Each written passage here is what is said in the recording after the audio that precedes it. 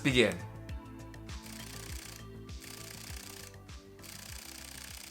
Hello everyone and welcome to BHE Studios. We're going to be doing my first impressions of the brand new Fujifilm X-H2S as well as the new 18-120 lens. Fantastic combo.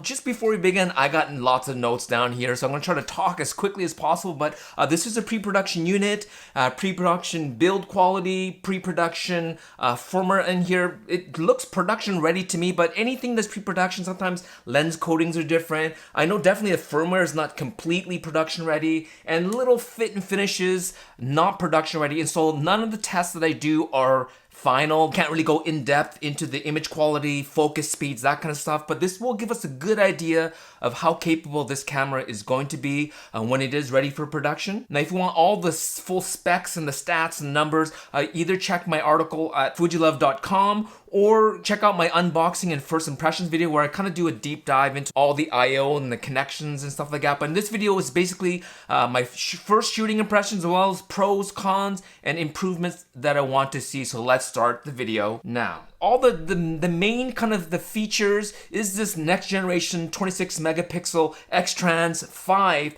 stacked BSI CMOS sensor. So the key is that stack sensor. That S for the X-H2S, Fujifilm said either means speed or stacked, but I think stacked makes more sense. And that's the key to this camera here. Way more throughput. You can put way more data through here, and that's kind of where the video features shine on this camera. But even for stills, it does make a big difference, and we'll kind of talk about that a little bit later. As well, we have the next generation X processor 5 with AI digital signal processor, 1 gigahertz main processor with the 600 megahertz sub processor for the IBIS unit. And just as a comparison, the previous X processor 4, which was fantastic, started with the XT3, found its way into the GFX 100, 100S, so you can definitely handle medium format. That older processor was only a 608 megahertz processor, so quite a bit more power in this. So we can only imagine the potential with this processor. It's not only more powerful, it's more efficient, so you get more shots even using the same battery, the MPW235 battery. As well, it works in conjunction with the faster throughput sensor as well as the faster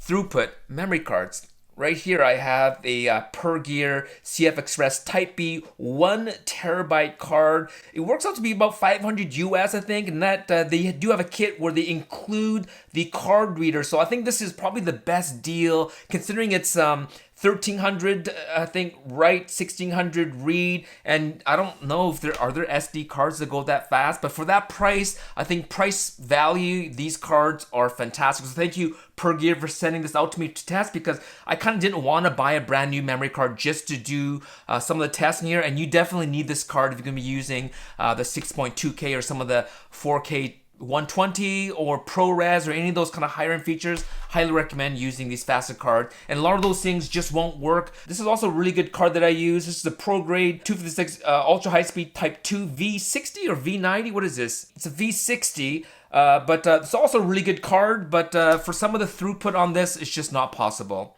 As well, there's a new menu system in here with all the new features and functions, including like fan control right here, as well as controlling this power zoom. And there should be a firmware update probably for the power zoom on the older camera bodies. I might do a separate video just kind of going through the menu because it's quite a bit different. There's even a new main tab in here. It's called Network User Settings. So there's a brand new tab in here. And so I may just do a separate video and kind of go through the major folders and sort of the big changes, but this is kind of a big deal, right? 5th generation processor, 5th generation sensor, and 5th generation menu system to take advantage of all these extra features, which also includes the new HEIF file type versus using JPEGs. Those of us that use Apple, we're used to it, but I try to use the HEIF file type in Lightroom and Photoshop. It didn't recognize it. I had to like use my iPhone to use it. But I think probably Fujifilm's gonna have to send something over to them so that it will work in the near future. But there's a batch process in here, which is great. So you take all your HEIF files and you can batch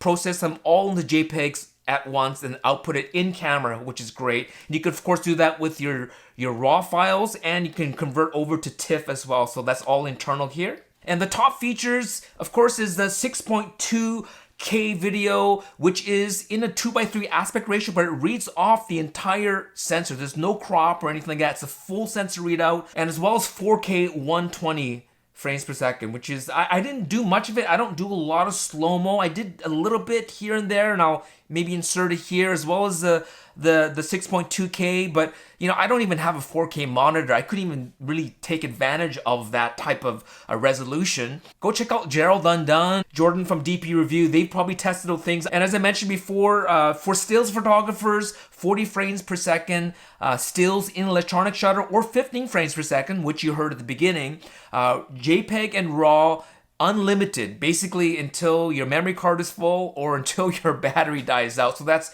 if you're doing a lot of continuous shooting, this thing here is a powerhouse. And with this new sensor and processor, you're getting improved autofocus, improved face detect, improved subject detect, which includes birds, animals, planes, trains, automobiles, bikes, and you can definitely see it working. And I can really tell the difference that face detect is improved. And something you'll notice right away is the EVF, 5.76 million dots, so like a SL2, and I think the Canon R3 has it. So it's just buttery smooth, up to 120 frames per second. It's just beautiful just using this EVF while you're out and about with a 0.8 times magnification. The X-T4 and the X-H1 all have 0.75, so it's even a bit, you know, the magnification is even better in here. So just a great shooting experience using this EVF. As well as an all new layout. Here I have the X-H1. It has that classic Fujifilm dials as well as the sub dials in here. I'm gonna have a separate video with KEH where I'm gonna go through the X-H1, X-T4, and the X-H2S. So check out that video coming up very shortly. But you can see this is the original X-H1. And now this is the new X-H2S, and it's kind of more like a GFX100S or the GFX50S Mark II. It's a hybrid sort of an interface with a PSAM dial over here. And so if you're coming from a GFX100S or 50S, or coming from Sony or Canon or Nikon, this is probably a layout that you are used to. If you're a classic Fujifilm shooter, you're gonna have to get used to this or wait for a future model. And so me shooting with this, I realized that this is really best for a video-centric or a hybrid creator. If you are going back and forth between videos and stills, this was very fluid, more fluid even than the X-T4, and we'll talk about a little bit later why that is so. X-T4 is also great for videos and stills, but this is even more so, especially because you can have settings in both stills and video mode and no need to change dials or anything like that. And if you're a traditionalist, OG Fujifilm shooter, maybe this is a little bit too much for you to handle. Well, let's talk a little bit about the X-H2S and where it lands in Fujifilm's lineup, because Fujifilm has now made a clear distinction in the camera lineup with this new 5th generation. And so I'm gonna just kind of look down at my notes here. And this is the first time anyone at Fujifilm actually went through, Billy went through with us, you know, what is what. And so the XH series, Fujifilm says that this is their flagship model, and they use the term refinement. They consider this utility refinement, and the interface is hybrid. Okay, so refinement is utility, and it is a hybrid interface, opposed to the X Pro series, which is the refinement is called luxury. All right, so that makes more sense, and the interface, they call it classic rangefinder. Now let's move on to the XT series, so the XT4 here, so presumably the XT5. The XT series refinement is called mid-level, all right? So mid-level, it's not utility, it's not the flagship, but it's called mid-level. And the interface, they call it classic SLR, right? So now it's starting to make sense, right? Classic SLR interface. And then the XS series, the refinement, they call it base level. So we used to always call it prosumer. Fujifilm's calling it base level. They call it a DSLR design with a PASM interface for the XS series. And the XT double digit series, so the XT40 we presume, right? That is, the refinement is also base level. It's a classic SLR design with a classic interface. And the XE series, finally, the refinement is again base level like the other two. and it is the rangefinder design with a classic interface. So clearly Fujifilm is now, like people are always kind of confused, going like, where does this belong? Which is the flagship? I thought the X Pro was a flagship, and then the XT came out, and that sort of became the unofficial flagship, and then the XH came. It's like, well, where does this belong? Oh no, this is our new flagship. So Fujifilm has now made a clear distinction: utility, luxury on the X Pro, XT is gonna be called mid-level, and then the rest of the XT double digit, the XS series, and the XE series is called base level, right? So base, mid, and then luxury and utility. That's the current lineup, and that's basically what we're looking forward to as Fujifilm starts transitioning from the 4th generation to the 5th generation processor and sensor. So looks like the X Pro series is going to stick around, as well as the XT series, XS series, the XT double digit, and the XE series. All right, so the XF18mm, let's just read this out here. XF18-120 f4 LM, so linear mode, PZ, power zoom, WR, weather resistant, and it uses a 72mm filter thread. And so I like to call this the beer can. Look at that, because this does not telescope when you're zooming in and out or focusing. It always stays this length, and so you can't make this more compact. I think a good competition would be the 16-80, which I'm using to shoot this video now. It's been my favorite studio lens. I do all my product photography, all my overhead video work, all my talking head work, all my sort of run and gun kind of stuff. 16-80 f4 since it first came out. I think this lens here, the 18-120, is probably going to replace my 16-80 because of that extra pull and the power zoom feature. Now, I thought the power zoom would be kind of gimmicky and silly. Minolta had a power zoom thing happening in the early 90s, but this is very refined. I like the way it works. Let me just kind of look down here. I put in my notes the beer can. So there is no OIS in here. So it is completely reliant on the body for stabilization. The 16-80 does have OIS, but if you have the XT4, the X-H1, or the X-H2S, these bodies already have image stabilization that is above what OIS is already, so that's not really a big deal. Fujifilm did say that I did put this on to the X-T4, but there is a firmware that needs to be upgraded in the X-T4, and then hopefully they'll push this firmware update to the X-T4, X Pro 3, XS10. I don't know how far back, maybe the X-H1 Fujifilm, that'd be fantastic if you can do that, but there are menus in here that you can control the speed in which the power zoom works. So there's a button here that you just press it and it just zooms all the way in. You press it again and it zooms all the way out. And in a firmware future update, you can set the wide point and the telephoto point. But I actually asked Billy and said, it'd be great if you could actually make this a step zoom. So A, B, C. Wouldn't that be cool? So maybe it goes 18 to 50 to 100, and then back to 50, and then back to 18, or whatever, any 3 points or even 4 points. I think that'd be a cool thing. You can switch between, this little toggle here can either be zoom or focus, but I found zoom, it's very sensitive. Like if you just do a little bit, it just focuses in very slowly. If you just kind of crank it, it zooms in. So for me, I never use the actual zoom ring. This is an electronic zoom ring, so it just perpetually spins, just like the manual focus ring. It perpetually just spins. So for me, I never use this right here. I just use the toggles. It's just, instead of, like going like this and like this, you just kind of go like this and just, right? Just very little movement. And I found for street photography, which this lens is not designed for, if you want to do more telephoto style street photography, you can do it. I'm not a fan of that. 18 is great, but then it kind of sticks out really far. But for framing and for quietness, the zooming in and out, this actually kind of worked out really good for me. As well, you can actually see the focal length in the viewfinder as you zoom in, which is also great. So instead of having to look up, sometimes I have to look up and see what focal length I'm at. But with this lens here, you can see on screen, as well as you can control the zoom on your LCD screen. There's a little zoom button here, and if you press that, you can actually control the zoom using the LCD screen. Hence, you need a firmware update for this to work with the X-T4. This lens is made in Japan, and I think the reason for it is that the complex electronics in here. Fujifilm is famous for their broadcast lenses, and those things have like crazy super zoom, really great autofocus, and that division is in Japan. So my feeling is that, this is coming from Fujifilm's broadcast zooming broadcast lens experience, and you can really do cool things. I'll insert some examples here of just kind of punching in, zoom all the way in, zoom all the way out, being able to control the speed. There's no way, at least for me, to do it smoothly by hand. So being able to control your zooming in and out electronically for a video shooter, I think that is awesome. This is a 5-element and 12-group design, 3 spherical and 3 ED elements, so it's a pretty complex lens design. So hopefully Fujifilm will update the firmware really quickly, be able to add, like I said, A, B, C, D step zooming abilities. That'll be awesome. Allowing cameras like the XE4 and the X Pro 3 and the XS10 to be able to use this lens as well.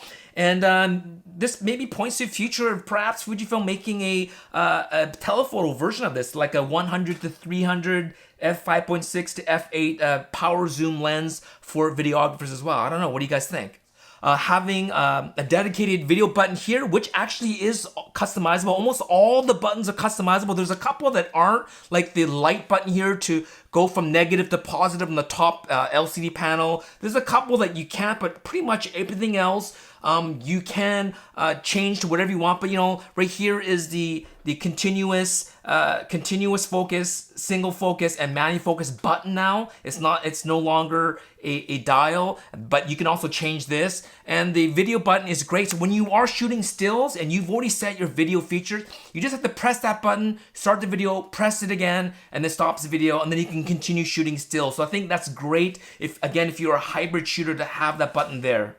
As well as you have a custom C1 to C7 over here, so you can custom set these. So you can have C1 6.2K 30 frames per second, and then C2 you can have it 4K 120, and then C3 you can have it for stills aperture priority. And because these are all buttons and not dials, so let's just say for me, I have it set so that when I'm actually in video mode, it automatically goes to continuous autofocus. But when I go to stills mode, any stills mode, it automatically switches back to single autofocus mode. And to me, that's instead of having to always switch this dial over. So to me, although I prefer having a dedicated focus select dial, I understand why as a hybrid shooter, when you are going back and forth, like for instance, for video, maybe you always manually focus, or you can have it set so every time you go into video mode or any of your custom functions, it automatically defaults to manual, and tons of other features. It just all switches over.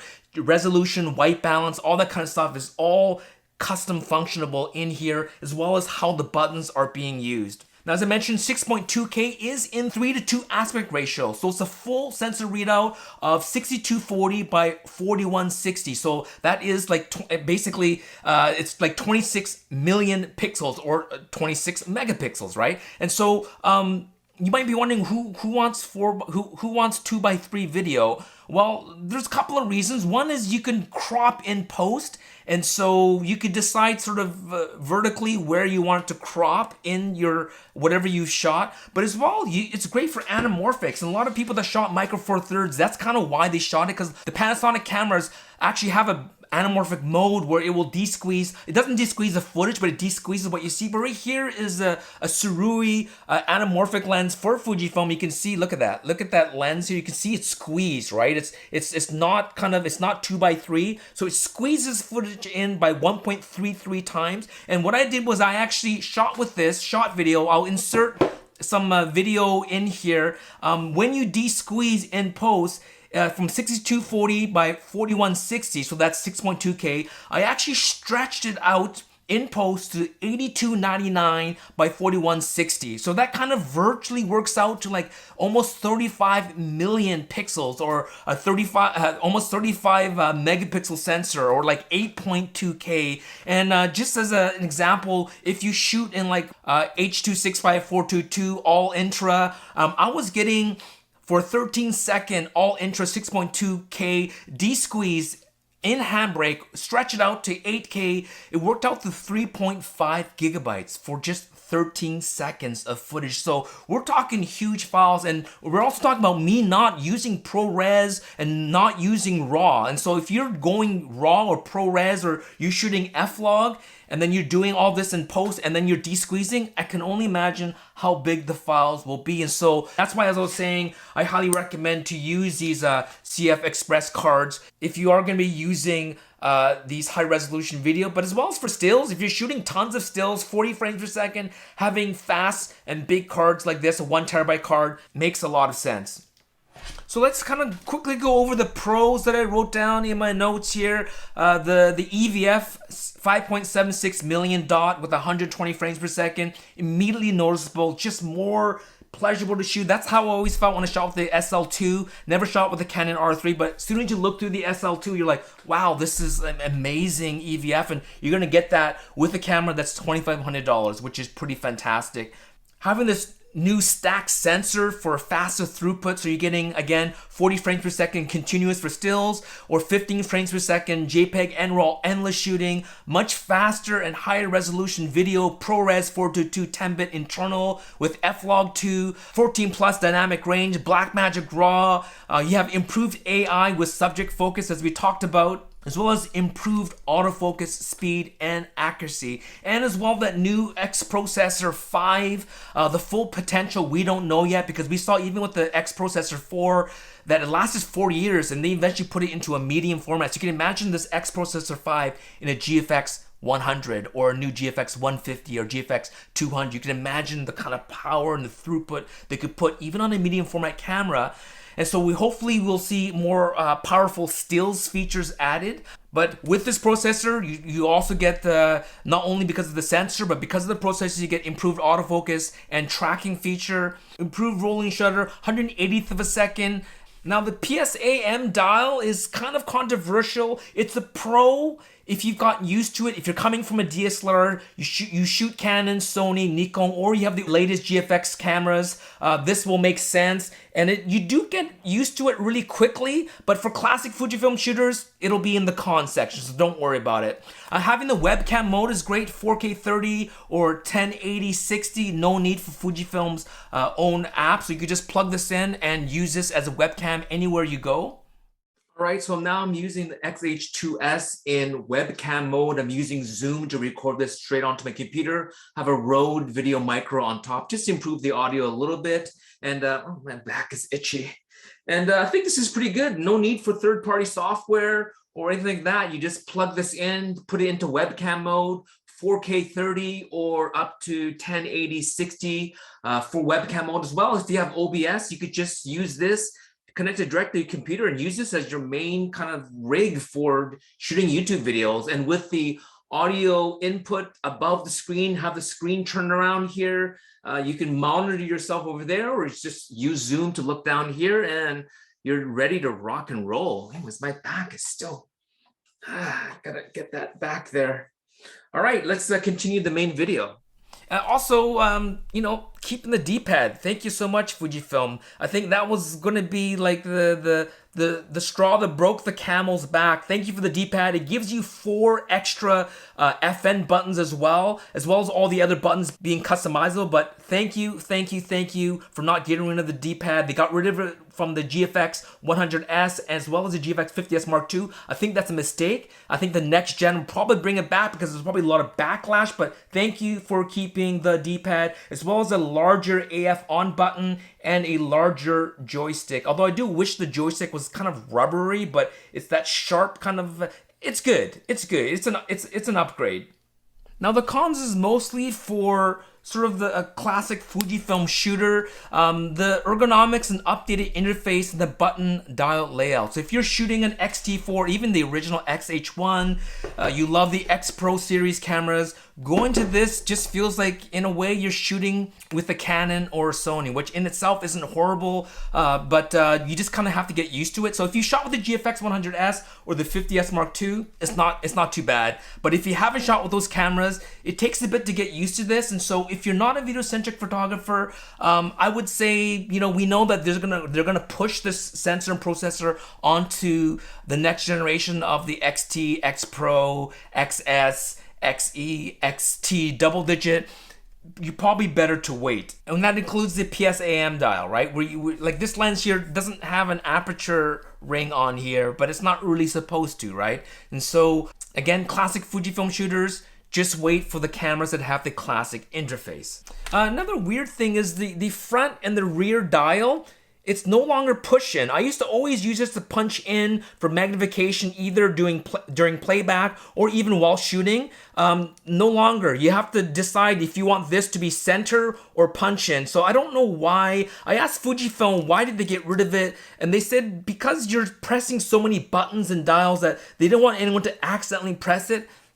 I think it's a mistake. You're losing 2 extra custom function buttons. We're used to it, so it's too late. You can't change this in software. So fully articulating screen. Now for classic stills shooters, we typically like the screen centered because it's kind of off-centered, especially if you're shooting vertical. It's even a little bit weirder having this classical Fujifilm 3-way articulating screen. So if you're shooting down low, it's the lens is lined up to the LCD screen, and if you go vertical here, you could still kind of go this way and shoot straight down. It's more lined up, at least for me, and it makes more sense. And so if you are a classic still shooter, the only advantage is when you close it, you protect the back, you throw it in your bag, you don't have to worry about scratching up the LCD. But for like street photography, I find even with straps attached here, the strap kind of gets in the way because the LCD screen is off-centered now. So that for street photography, I don't like the flip out fully articulating screen. As well as the slotted strap lugs here, I'm using a Peak Design anchor system. I like the eyelet style, but I understand why they went in with the slotted style with this camera, but to me, it's a con. And finally, the CF Express card, because this is a video-centric camera, it makes sense why this camera has it, but if you don't have any CF Express cards, you have all SD cards, well, you're gonna have an empty slot in here for stills, right? So if you're buying this, either you get a CF Express card, if you look at it in terms of like read and write speeds to size, so price performance versus power, the CF Express card is actually like for 1 terabyte card for $500.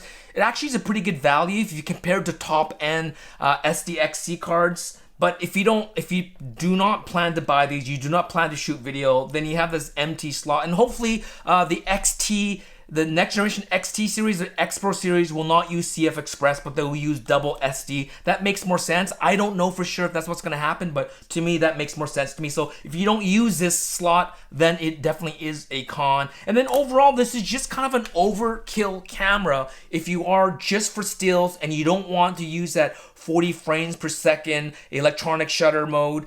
This is just overkill, which isn't anything wrong with the camera, but we were all excited for the next generation cameras, and it happens to be a hybrid video-centric camera. And so for those of us that are stills photographers, we're gonna have to just wait a little bit longer. So my first impressions, thoughts on this camera is it's fantastic.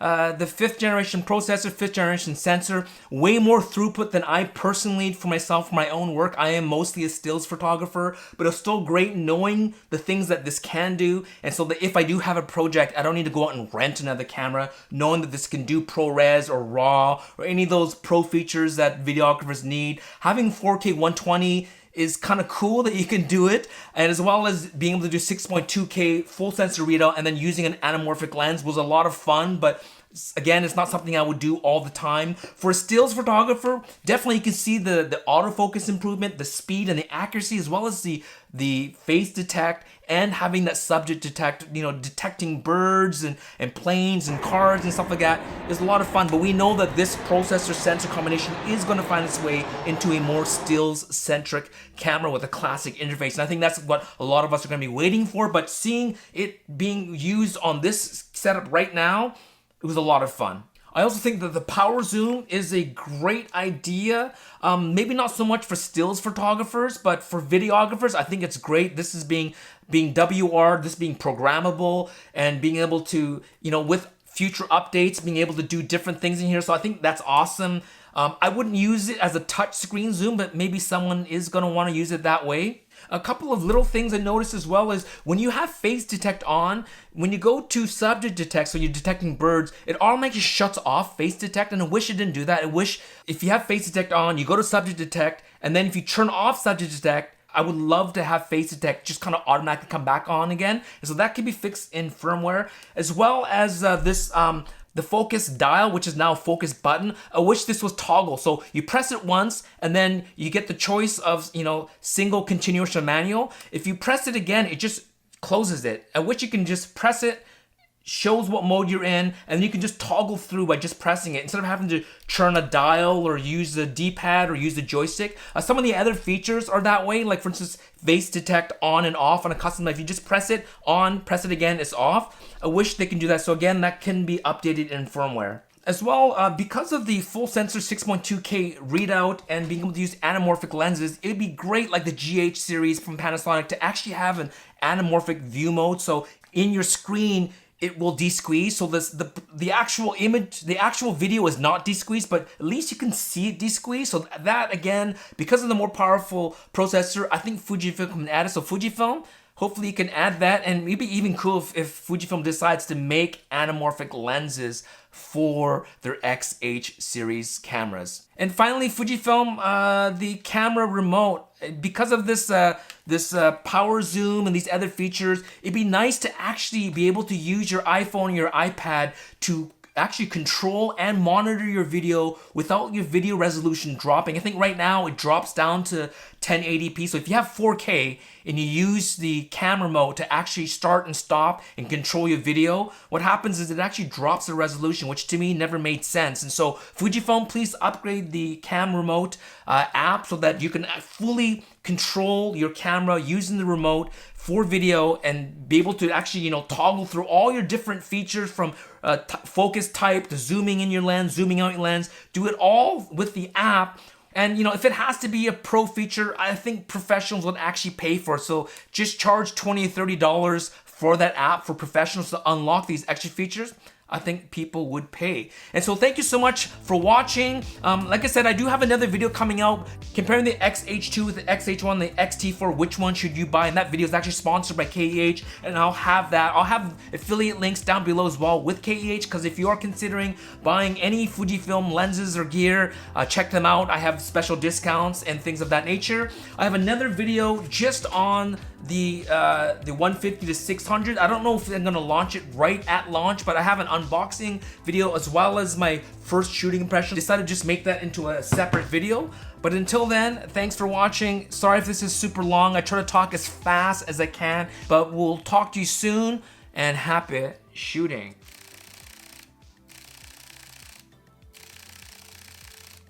Peace.